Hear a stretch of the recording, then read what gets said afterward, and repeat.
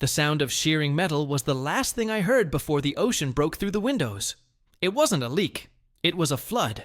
A black, ice-cold wall of water that swallowed the screams and the lights in a single, violent instant. My lungs were on fire. The pressure was crushing me. For a moment, I was just another body trapped inside a metal coffin, 2 miles above the ocean floor. But while everyone else fought for an exit that was already underwater, I was holding on to the one thing that saved me: my seat. It had been ripped clean from the floor, and it was my ticket out of that tomb. I survived because of where I was sitting. This is the story of how I went through hell and came back. If you want to know what it feels like to be at the center of the impossible and live to tell the tale, keep watching. And before we continue, my story starts in the middle of nowhere. Tell me where you are right now. Drop the name of your city in the comments below. But 12 hours. Earlier, the only risk I was calculating was the chance of my laptop battery dying before I finished my report. The world was still a place that made sense, a series of predictable inputs and outputs. The hum of the engines was just white noise, a constant, reassuring sound that meant everything was exactly as it should be. It was the sound of safety, the sound of routine, the sound of modern life working perfectly. I lived my life by that sound. My name is Leo. Before that day, I was a risk analyst. My job was to look at the world, at business, at life, and strip it of all emotion. I translated chaos into numbers and fear into percentages. A hurricane wasn't a terrifying act of nature. It was a predictable weather pattern with a quantifiable impact on shipping routes. A market crash wasn't a tragedy for thousands. It was a stress test of financial models. I was paid to see the matrix, the underlying code of cause and effect, and I was good at it. Flying was the ultimate expression of this worldview. You are 30,000 feet in the air, sealed in a pressurized metal tube traveling at 500 miles per hour. By all rights, it should be terrifying. But it wasn't. It was the safest form of travel ever invented by man. I had the data to prove it. The probability of a fatal accident on a major airline was less than 1 in a million. You were more likely to be struck by lightning. I found comfort in those numbers. They were like a shield against the messy, unpredictable nature of human feeling. I was in seat 22B, an aisle seat. Always the aisle.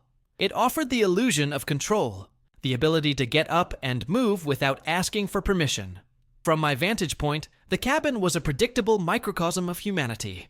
Across from me, a young family, the parents trying to patiently manage a restless toddler who kept dropping his toy car. A few rows ahead, a woman gripped her armrests, her knuckles white, her eyes closed. A classic aviophobe, a person whose fear defied all statistical logic. I remember making a mental note of it, a detached observation. Her fear was an anomaly, an emotional response to a solved equation. The flight attendants moved through the cabin with practiced efficiency, their smiles a part of the uniform. They offered drinks, blankets, a sense of impenetrable calm. I declined, my focus entirely on the spreadsheet glowing on my screen. I was analyzing supply chain vulnerabilities for a tech firm in California. The irony is a funny thing. There I was, paid to predict every possible disruption to a company's global operations, completely blind to the catastrophic disruption that was about to happen to my own life. The lights in the cabin were dimmed for the long overnight haul from Tokyo to Los Angeles. Most passengers were asleep, their heads lolling against pillows. The toddler had finally succumbed to exhaustion, his small form curled up on his mother's lap. The nervous woman seemed to have relaxed slightly, her hands resting palms up in her lap as if in prayer. It was peaceful, the kind of profound, sterile peace that can only exist on a long-haul flight, a shared limbo between two destinations. For a moment, I looked away from the numbers on my screen and just observed the scene. Everything was in its place. The plane was on its predetermined path. The passengers were quiet, and my work was almost done. That's when I saw it. It wasn't the disaster, not yet. It was something small, insignificant. The screen on the seat back in front of me went black for a second, then the airline's logo appeared as it rebooted. At the same time, the reading light above my head did the same. A minor electrical glitch. The flight attendant, who was collecting trash nearby, didn't even seem to notice. I logged it in my mind as a trivial system reset, a momentary break in the pattern, easily dismissed. 100 different things could cause it. It didn't even register as a risk worth considering. I closed my laptop, the battery icon finally flashing red. I leaned my head back against the seat, closing my eyes for the first time in hours. The hum of the engines was still there, the same steady drone that had been my companion for half a day. The gentle vibration of the fuselage was a lullaby. For the first time on that flight, I let my guard down. I stopped analyzing and just existed. I thought about my apartment in LA, my boring, predictable, safe apartment. I thought about the presentation I would give. I thought about the numbers, the data, the beautiful, clean logic of it all. I was safe. I was in control. The statistics said so. And that was my last thought as a person who believed in statistics. My last moment of peace before the world I knew was torn apart. That perfect, sterile peace lasted for exactly 4 minutes. I know because I remember glancing at my watch, a force of habit. 4 minutes of believing the world was an orderly place. Then, the floor fell out from under me. It wasn't turbulence. Turbulence is a shake, a rattle, a vibration. This was a drop. A sudden, sickening lurch downwards that felt like an elevator cable had snapped from the top floor. My stomach shot into my throat, and a half-empty plastic cup on a nearby tray lifted into the air for a perfect, weightless second before crashing back down. A collective gasp swept through the cabin. People who had been sleeping were jolted awake, their expressions a mixture of confusion and alarm. The nervous woman from a few rows up let out a small, terrified whimper. My analytical mind, my constant companion, immediately tried to classify the event. Air pocket. Severe but not unprecedented. A correctable anomaly. I remember gripping my armrests, my knuckles turning white, telling myself that the pilots were already compensating, that the system was designed to handle this. I was running the numbers, seeking the comfort of probability. But then came the second jolt, and this one was different. It wasn't up or down. It was a violent, side-to-side shearing motion, a shudder that ran the length of the fuselage. It was accompanied by a deep, groaning sound from the body of the plane itself, the sound of immense stress on metal. This was a sound that didn't belong in my dataset. It was the sound of something breaking. My carefully constructed shield of statistics shattered in an instant. This wasn't an anomaly. This was a failure. Panic is a virus. It spread through the cabin, faster than any fire could. The toddler who had been sleeping peacefully began to scream, a high-pitched wail that cut through the growing murmur of fear. The lights flickered wildly. Then a horrifyingly cheerful automated voice began to speak in English and Japanese about a change in cabin pressure. The yellow oxygen masks dropped from the ceiling, dangling like grotesque party favors. Seeing them was the tipping point. Masks meant the integrity of the aircraft was compromised. Masks meant the pilots were no longer in complete control. I looked at a flight attendant who was standing in the galley. Her professional smile was gone, replaced by a mask of sheer terror.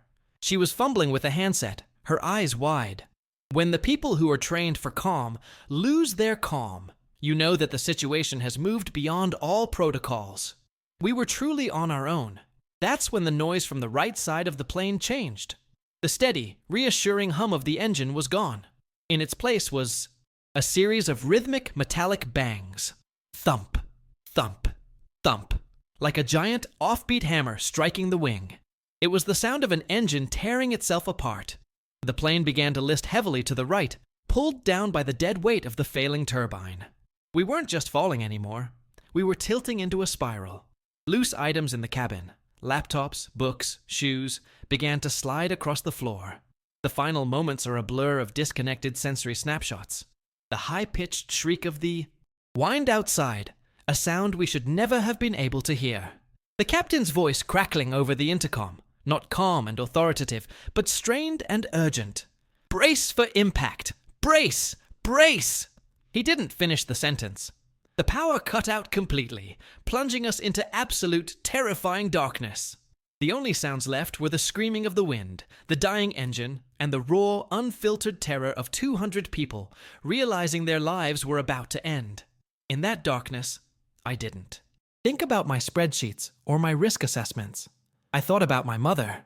I thought about the sheer, stupid randomness of it all. I had spent my entire life trying to predict and control the future, only to be brought down by a random mechanical failure over an empty stretch of ocean. My head was pressed against the seat in front of me, my arms wrapped around my skull in the brace position they show you in the safety videos, the ones you never pay attention to. The plane was vibrating so violently it felt like it would disintegrate in mid-air. I could feel the descent steepen. The G-forces were immense, pinning me to my seat. We were no longer flying. We were a projectile. A rock dropped from an impossible height. I knew what was coming. The ocean. At this speed, hitting the water would be no different from hitting concrete. The end wouldn't be a gentle splash. It would be a violent, instantaneous obliteration. The final sound wasn't the engine or the wind. It was a roar. The sound of the ocean rushing up to meet us. I braced for the crushing force, for the sudden stop, for the end of everything. But the impact, when it came, was not just an end. It was a beginning of a new kind of hell. The world wasn't torn apart by a sound. It was torn apart by water. A solid wall of it that shattered the fuselage and turned our world into a vortex of metal, luggage, and bodies. There was no explosion, no cinematic fireball, just a sound. A deep, deafening final. Crunch as the belly of the plane met the ocean. It was the sound of 1,000 things breaking at once. Metal shrieking, twisting, and surrendering. For a single frozen moment, everything just stopped. The fall was over. And then, the second catastrophe began. A solid black wall of the Pacific Ocean punched through the side of the fuselage. It wasn't water as I knew it. It was a physical force, a battering ram of liquid ice that carried with it the shredded metal of the aircraft. The lights were gone. The screams were gone. Everything was swallowed by the roar of the incoming sea. I was still strapped into my seat, but my seat was no longer bolted to the floor. The entire row had been ripped free, and we were tumbling end over end in the dark, churning chaos inside the cabin. My world was a vortex of violence. I couldn't tell which way was up or down. My head slammed against something hard, and a flash of white light exploded behind my eyes. The cold was the most shocking thing I had ever felt. It was a deep, predatory cold that didn't just chill my skin. It sank into my bones, instantly stealing my breath and paralyzing my muscles. The pressure in my ears and chest was immense, a crushing weight that felt like the entire ocean was trying to squeeze the life out of me. My brain wasn't thinking in words anymore. It was reduced to a single, screaming command. A-R. My lungs were on fire, demanding oxygen that wasn't there. I was drowning. The reality of it was so absolute, so final. This is it. This is how it ends. Trapped in a metal box 2 miles from the surface, in the dark. A wave of blackness began to creep in at the edges of my vision. My body was giving up. But some primal instinct, some stubborn refusal buried deep in my DNA, fought back. As I was thrown around, my hand, which was still gripping my armrest, slammed into the seatbelt buckle. The sharp pain was an anchor in the chaos. It was a tangible thing, a problem to be solved. My fingers were clumsy. Useless claws, numb from the cold. I fumbled with the metal latch, my movements frantic and inefficient. The buckle wouldn't release. It was jammed. Or maybe I was just too weak, too disoriented. For a few precious seconds, all of my remaining existence was focused on that tiny piece of metal. My life depended on it. With a final desperate surge of adrenaline, I pressed my thumb against it with all my weight. I heard a click. I was free. Free from my seat, but now I was just another piece of debris tossed around in the sinking tomb. I had no idea where the exit was, or if an exit even existed anymore. I was propelled by a powerful current, the water flooding the remaining sections of the plane. I was pushed through a dark, narrow space, my clothes snagging on twisted metal. Then I saw it. Not light, but a change in the darkness. A patch of slightly less black. It was the night sky. It wasn't an exit door. It was a wound. A jagged, gaping hole torn in the side of the plane. The edges were sharp, lethal. It was my only chance.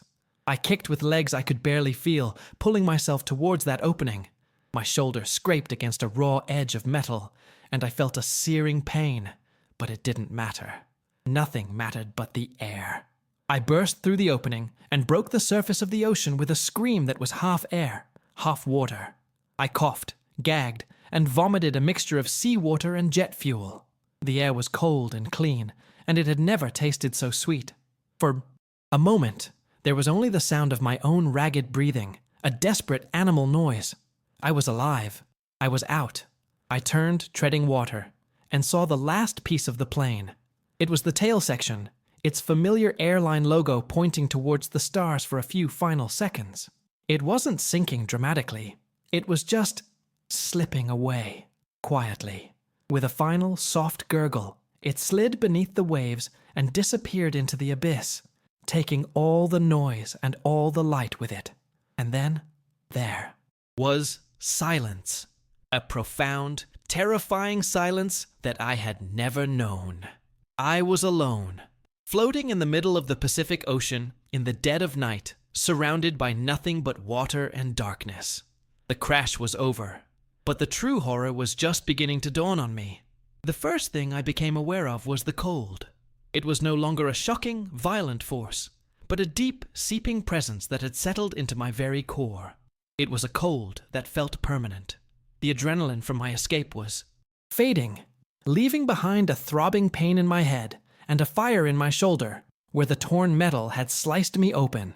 My body was a constellation of aches and bruises, but none of it felt real. The world had been reduced to the rhythmic slap of small waves against my face and the taste of salt and fuel in my mouth. I was clinging to something. My hands were clamped around it with a strength I didn't know I possessed. It took me a moment to recognize the coarse, synthetic fabric. It was a seat. Cushion. Not mine, just one of the countless pieces of the world that used to be a plane. It was buoyant enough to keep my head above water, but that was all. My legs dangled uselessly beneath me in the infinite blackness of the ocean. The thought of what might be swimming in that blackness, just inches below my feet, sent a tremor of pure, primal fear through me. I tried to pull my legs up, to make myself smaller, but the effort was too much. My eyes slowly adjusted to the darkness. There was no moon, only a faint, indifferent spray of stars in a sky that was clearer than any I had ever seen. The clarity was horrifying. It revealed no lights, no land, no sign of any other world but this one. The horizon was a perfect, unbroken line where the black water met the black sky. It felt like floating in a void. Debris was everywhere. Dark, indistinct shapes bobbed gently on the surface around me. A shattered piece of an overhead bin, a single white sneaker, a life vest that had failed to inflate. It was a ghost field, the quiet, pathetic remnants of 200 lives. Each piece told a story that ended just minutes ago. I saw what looked like a woman's handbag floating nearby. Its contents spilled out, a tube of lipstick catching the faint starlight. The mundane nature of it was obscene. A few hours ago, someone was worried about their makeup. Now they were gone. The silence was the worst part. The terrifying roar of the crash and the rush of water had been replaced by an emptiness that pressed in on me. I strained my ears, desperate to hear something, anything. A human voice, another survivor, the engine of a rescue boat. But there was nothing. Only the gentle, mocking lap of the water. Am I the only one? The thought was a sledgehammer to my chest. The sheer statistical improbability of being the sole survivor was just as terrifying as the crash itself. To be chosen by chaos to live while everyone else died felt less like a miracle and more like a curse.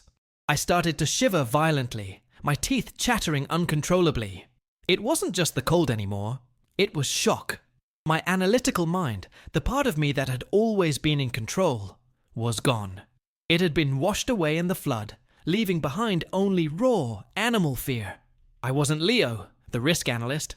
I was just a creature, wounded and freezing, trying not to die.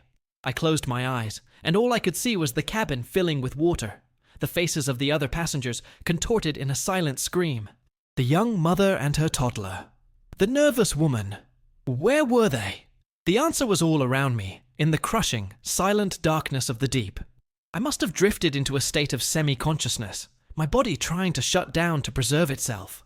My grip on the cushion was the only thing anchoring me to life. I was about to let the darkness take me, to just slip away into the cold, when I heard it.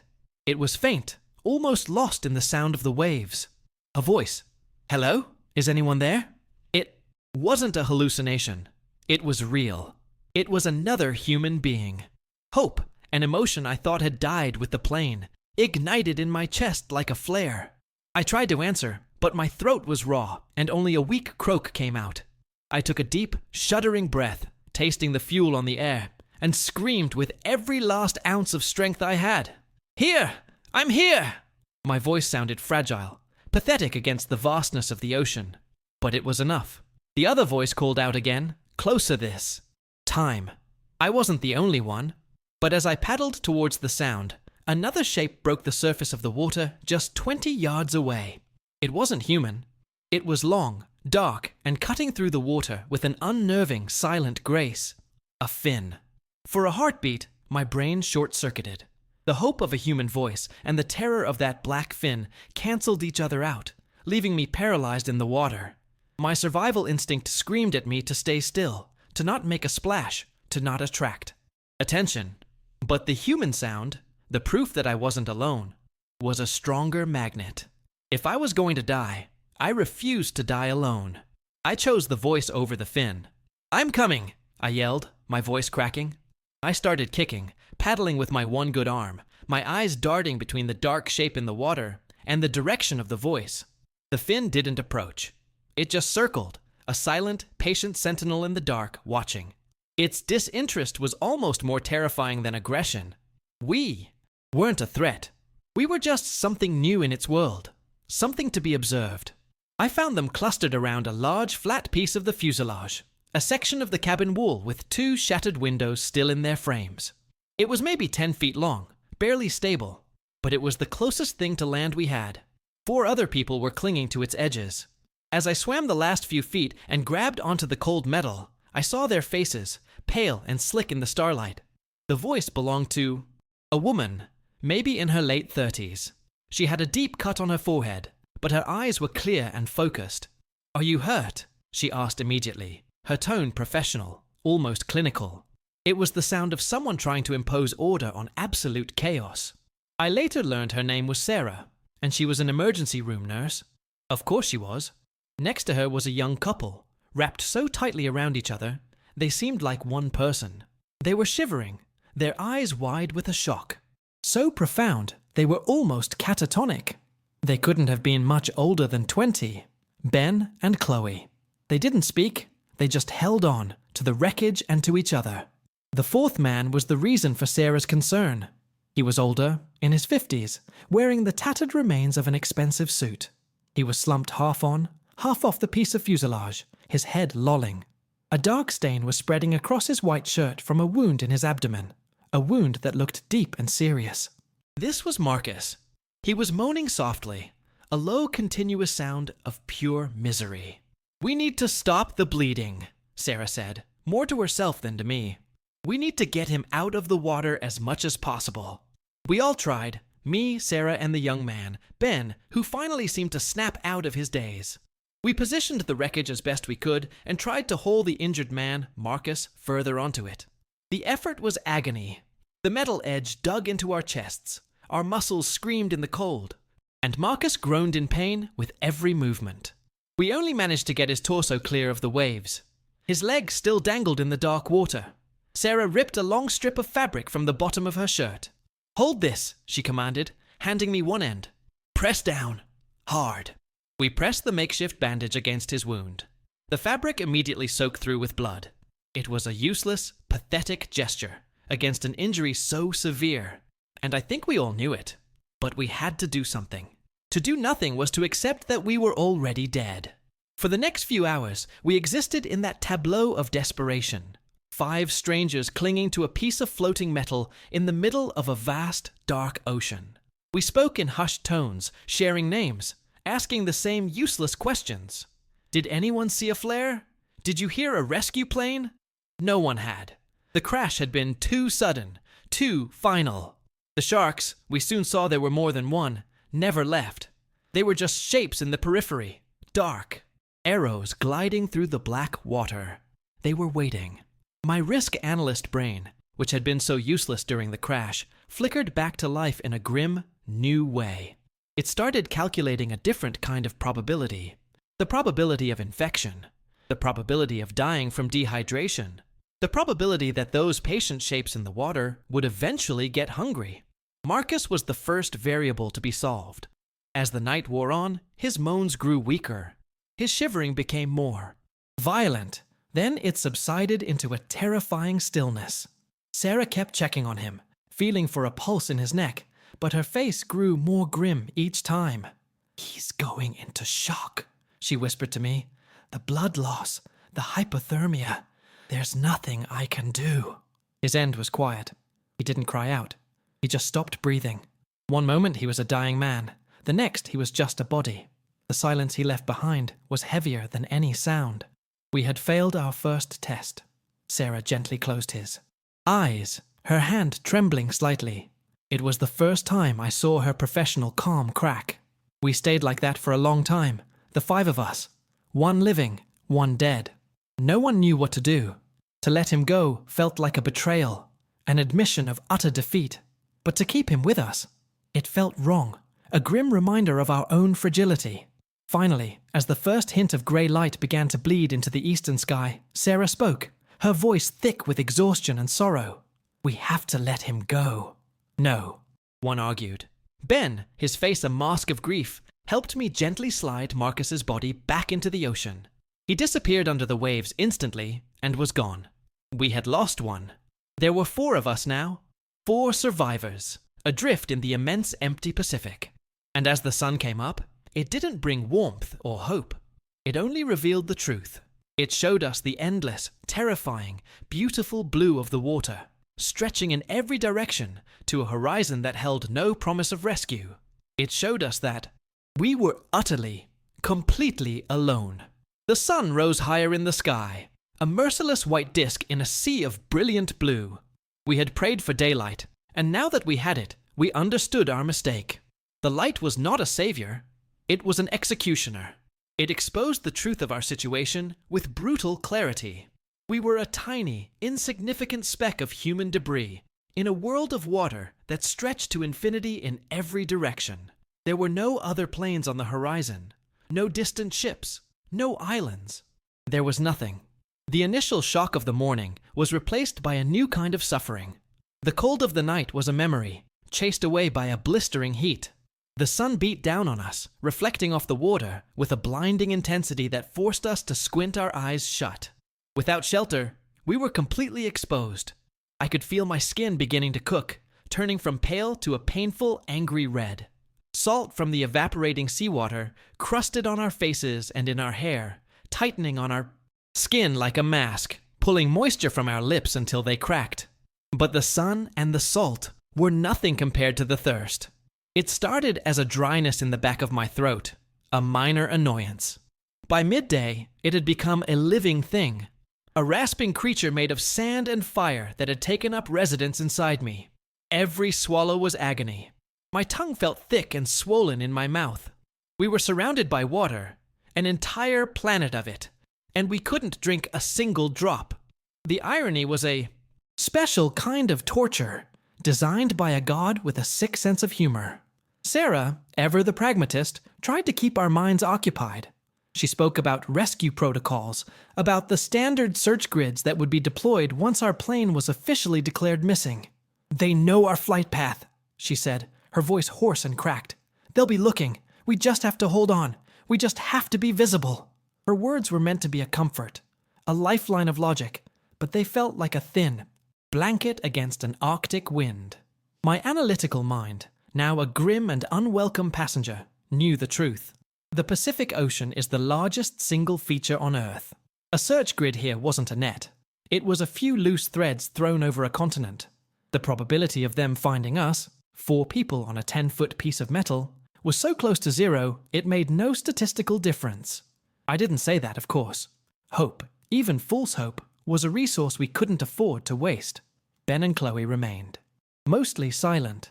They huddled together, their arms draped over each other, their faces buried in each other's shoulders to shield them from the sun. Occasionally, Chloe would start to cry. Not loud, dramatic sobs, but silent, hopeless tears that traced clean paths through the salt on her cheeks. Ben would just hold her tighter, whispering things I couldn't hear. They were in their own world of shared trauma, and in a way, I envied them. They had each other. Sarah had her medical knowledge. I had my useless numbers. The sharks were still with us. They were bolder in the daylight. We could see them clearly now, their sleek grey bodies moving with effortless power just below the surface. There were at least 3 of them, ranging in size from 6 to what looked like 10 feet. They weren't aggressive. They were just there. They would circle our little raft, sometimes coming so close I could see the flat black indifference of their eyes. They were the punctuation mark at the end of every fearful thought. Every time one of us shifted our weight, every time a hand slipped into the water, we would all freeze, our eyes locked on those circling fins. We were in their home, and they were just waiting. As the afternoon dragged on, the heat and dehydration began to take their toll. Time became fluid, distorted. Moments of lucid thought were interspersed with long periods of a dull, hazy stupor. We stopped talking. The effort was too much. A waste of precious moisture. The world shrank. Until it was only the burning sun, the aching thirst, and the patient, circling sharks. When the sun finally began to sink, it felt like it was abandoning us. The heat faded, and for a few glorious minutes, the temperature was perfect. But we knew what was coming. The cold. It crept back into our bones, a familiar enemy. It was worse this time because we were weaker, our bodies exhausted from the day's ordeal. The shivering started again, violent and uncontrollable. Huddled together on that piece of metal, we listened to the sound of our own teeth chattering. Night fell, and the world became a black void once more. The stars returned, cold and distant. But the real terror of the second night was the knowledge that the sharks were still there. We just couldn't see them anymore. In the dark, your imagination fills in the blanks. Every splash, every ripple, every time something brushed against the submerged part of our raft, a fresh spike of adrenaline and fear would course through us. In the dark, you don't see the teeth. You just imagine them. And the imagined threat is always, always worse. The first day was over. We had survived. But another one had just begun, and we were less prepared for it than ever. There is no such thing as days when you are adrift. There is only the cycle. There is the sun time and the star time. In the sun time, you are cooked alive. The heat is a physical weight, pressing down, squeezing the last drops of moisture from your body. In the star time, you freeze, your body consuming its own precious energy just to keep from shutting down completely. You do not live through the cycle. You are worn down by it, like a stone in a river. By what I guessed was the third sun time, we had stopped being people. We were just collections of symptoms. Our skin, blistered and peeling from the sun, was now a map of agony. Every dip in the salt water was a fresh torment, the salt searing our open wounds. Our lips were cracked and bleeding, and our tongues were so swollen that speaking had become a painful, slurred effort. Thirst was our new religion. It was the first thing we thought of in the light, and the last thing we dreamed of in the dark. I would have committed any sin, betrayed any trust, for a single cup of fresh water. Hope decays faster than the body. Sarah's talk of search grids and rescue protocols had faded. We knew, even if we didn't say it, that the search had likely been called off, or moved to a different area. We were a rounding error in a vast ocean. We were already ghosts. The world had moved on without us. Our minds began to break down.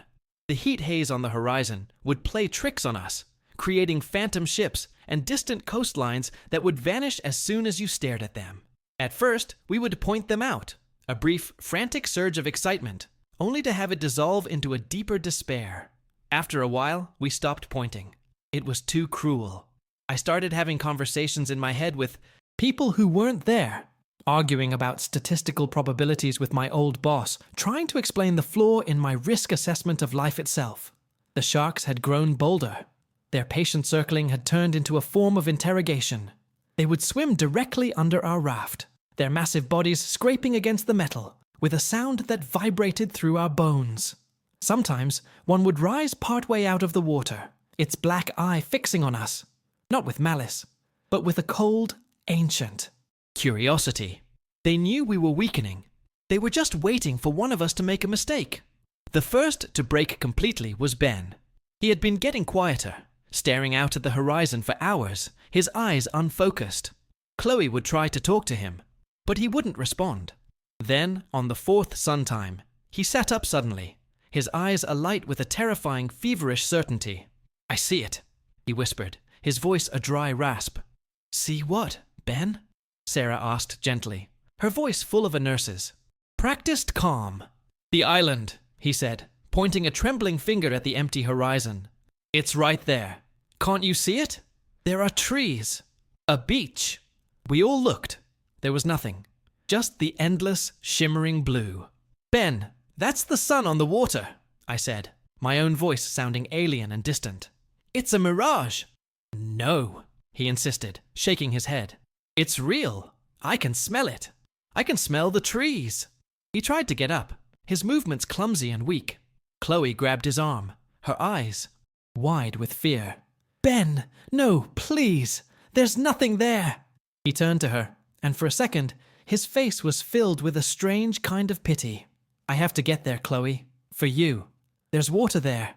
We can't stay here."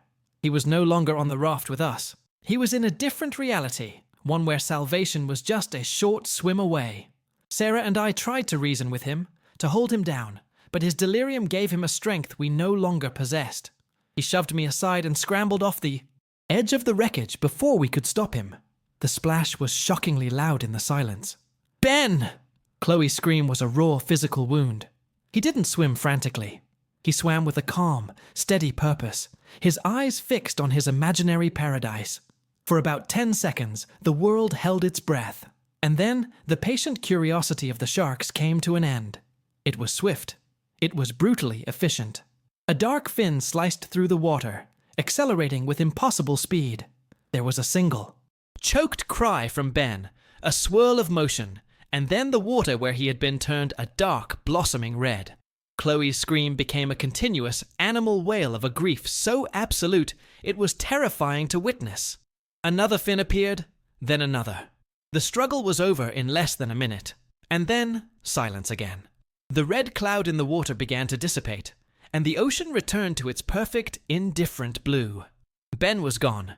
The three of us who remained just clung to the raft. Chloe was catatonic, her wails having subsided into a silent, shuddering tremor. Sarah was crying, her face in her hands, her professional facade completely shattered.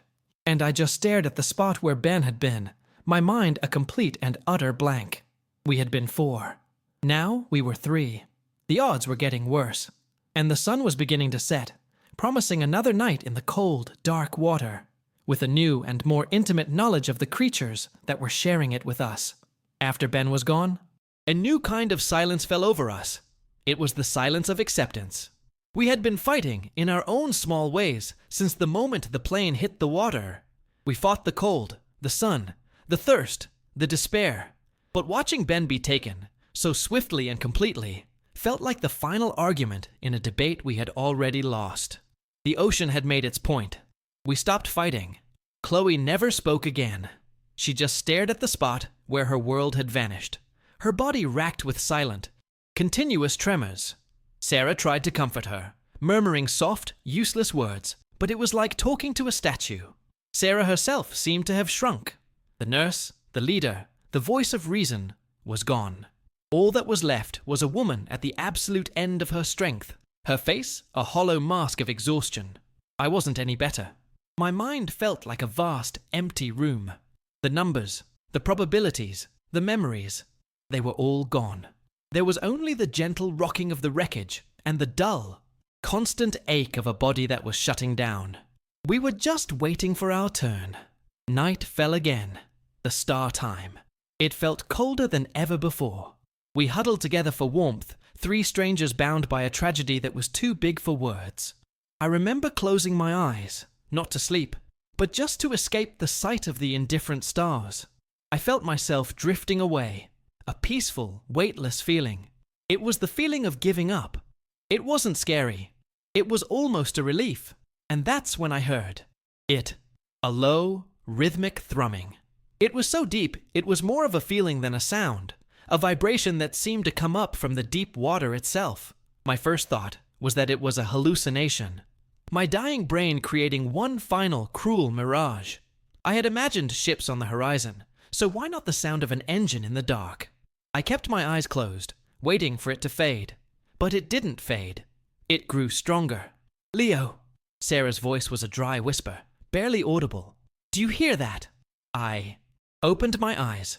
She was staring into the darkness, her head cocked to one side.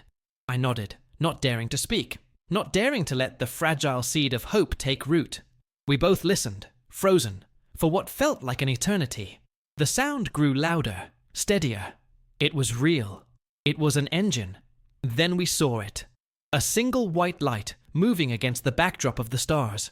It was miles away, a tiny pinprick, but it was there. And it was moving. It wasn't a star, and it wasn't a plane. It was a boat, a surge of energy, born of pure, desperate adrenaline, shot through me. "We have to signal," I rasped, my voice tearing at my throat. "We have to make them see us." But how? We had nothing. No flares, no flashlights, nothing reflective. All we had were our voices and our arms.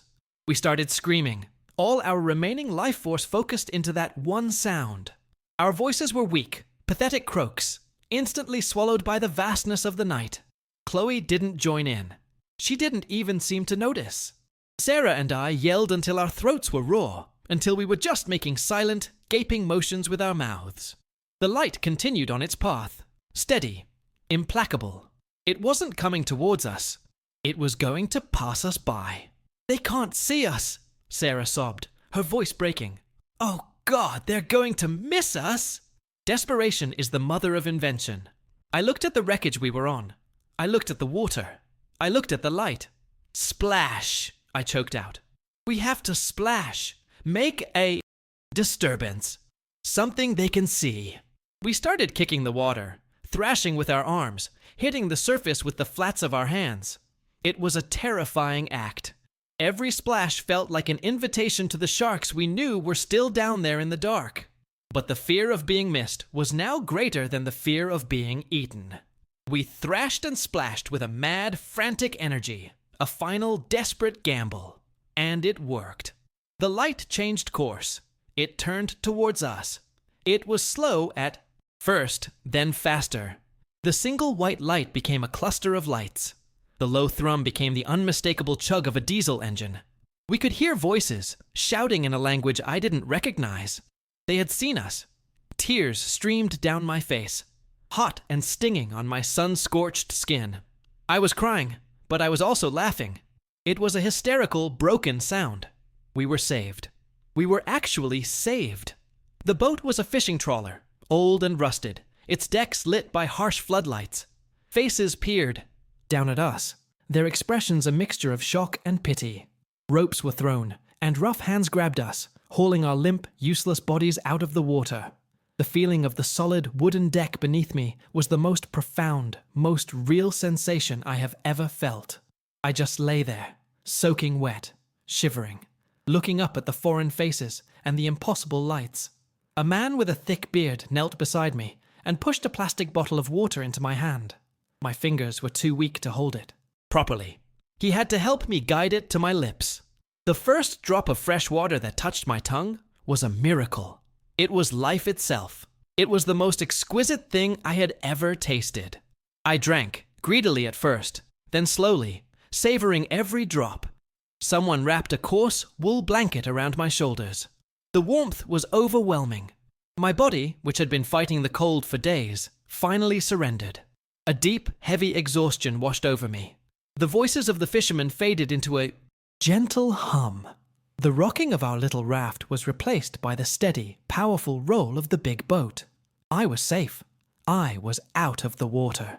The last thing I remember is the smell of diesel and fish, and the feeling of the engine carrying me away from that endless blue nightmare and into another.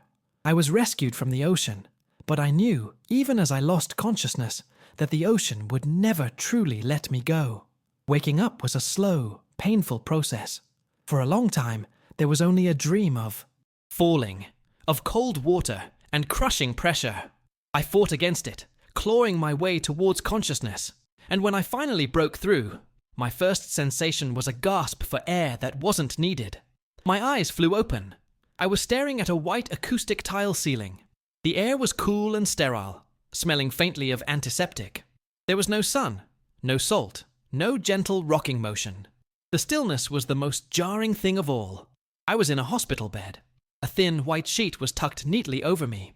An IV tube was taped to the back of my hand, feeding a clear liquid into my veins. For a moment, I felt a wave of profound, absolute relief. It was over. I was safe. The feeling lasted for about 5 seconds. Then, the memories came rushing back. Not as a story, but as a violent flood of sensory data. The shriek of twisting metal. The taste of jet fuel. The sight of Ben's blood blossoming in the blue water. The flat, black eyes of the shark. I sat up with a jolt, my heart hammering against my ribs.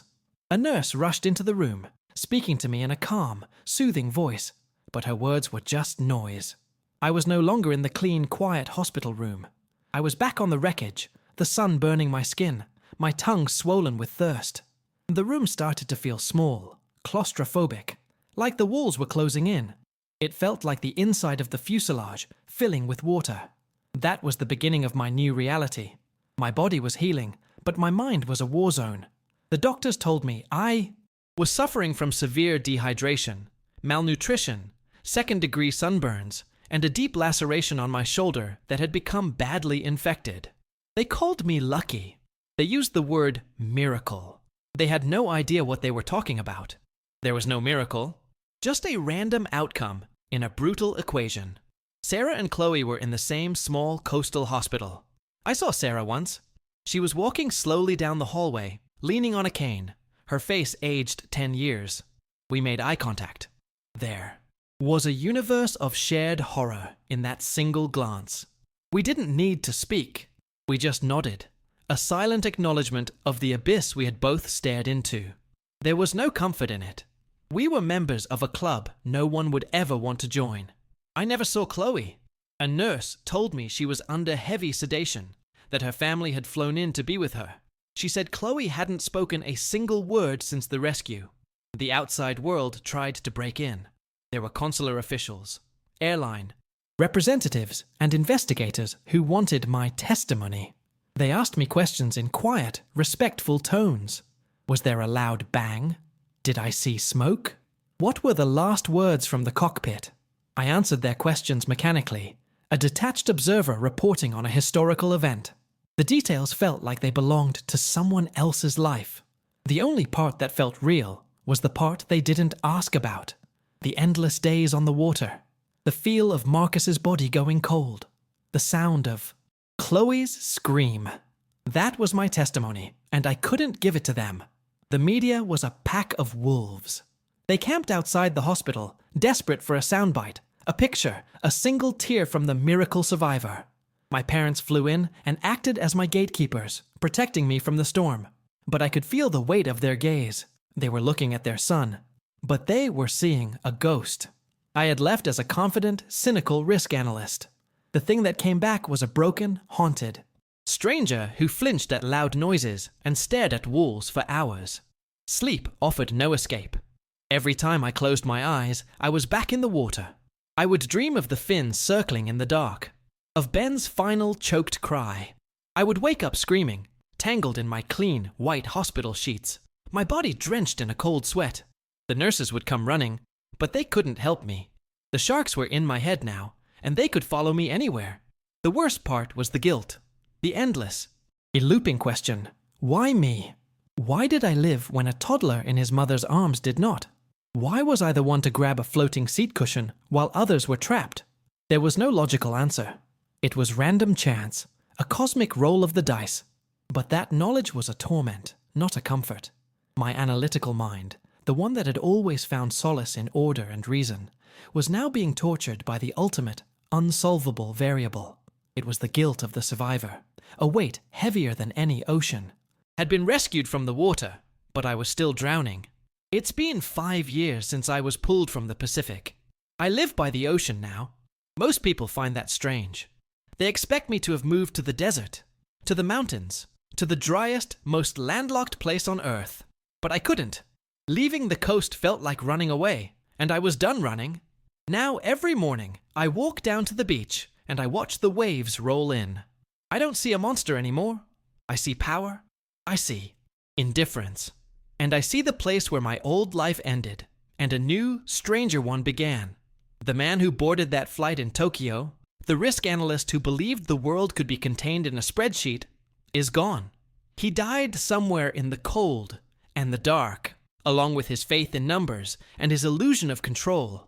For a long time, I didn't know who or what was left. The recovery was not a straight line. It was a spiral. There were years of therapy, of sleepless nights filled with the same, recurring nightmares of falling, of drowning, of the patient, circling fins. There were days when the sound of a passing airplane would make me freeze, my body drenched in sweat. The trauma never truly leaves you. It doesn't fade into a distant memory. It becomes a part of your landscape, like a mountain or a river. You don't conquer it, you learn to navigate it. I never saw Chloe again, but I heard through a victim support network that she was living a quiet life, that she had found some measure of peace. I hope it's true. I saw an article once that mentioned Sarah. She went back to work, not in an ER, but as a paramedic on a rescue helicopter. She chose to fly towards the chaos. I understood why. Sometimes, the only way to make sense of the darkness is to carry a light into it for someone else. My own path was different. I couldn't go back to an office. I couldn't pretend to predict the future on a computer screen when I knew, with absolute certainty, that life is a fundamentally unpredictable event. One day, on a desperate whim, my therapist suggested I face my fear in a controlled environment. So I took a scuba diving lesson in a swimming pool. The first time I submerged my face and breathed underwater, I felt a wave of pure panic. But I forced myself to stay under, to open my eyes, to trust the regulator in my mouth. And as I floated there, weightless and silent, I didn't feel the terror of the crash. I felt a strange sense of peace. Today, I'm a dive master. I take people into the world that almost claimed me. I show them the beauty and the fragility of the life that exists just beneath the surface. I teach them to respect the ocean, to understand that you do not conquer it.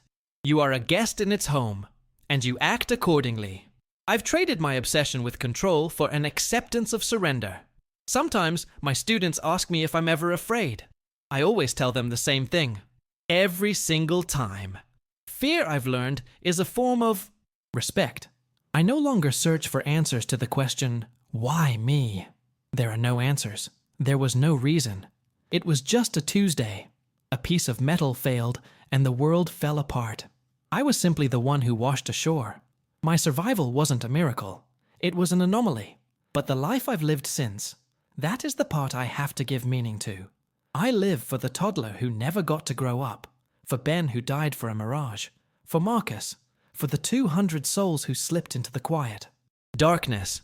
I live because they can't. My story is one of impossible survival. It's a testament to the strange, stubborn, and often illogical human will to live. There are other stories out there. Tales of people who have faced their own kind of impossible and found a way through. If you want to hear more stories of those who went to the edge of human endurance and came back to tell the tale, subscribe to this channel and never, ever forget how precious a single, quiet breath can be.